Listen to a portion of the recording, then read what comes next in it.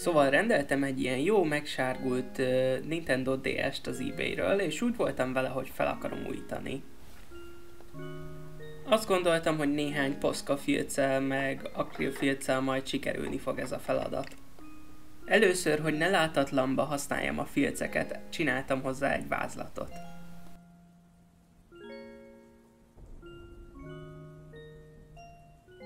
A gyerekkorom egyik kedvenc játékát választottam arra, hogy felfessem a hátlapra.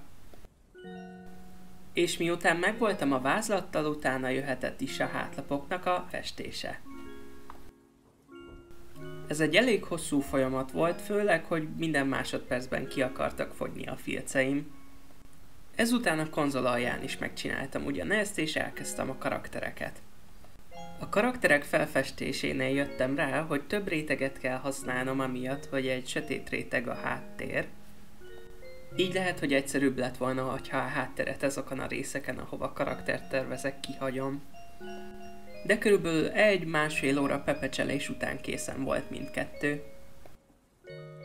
Kerestem egy lakkot, amitől szép fényes és tartós lesz az alkotásom. És ilyenek lettek lelakkozva, ezután már csak annyit kellett tennem, hogy összeszereljem őket. És igazából ez volt az egyik legnehezebb része, mert körülbelül csak 3-4-szer szedtem szét, meg tettem össze ezeket a gépeket, és figyelnem kellett arra, hogy ne törjek el benne valamit.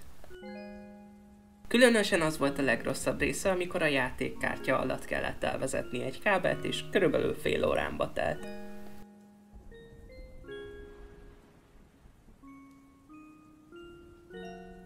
És így lett egy eBay Licitből egy olyan díszem, amivel játszhatom is a régi kedvenc játékaimat.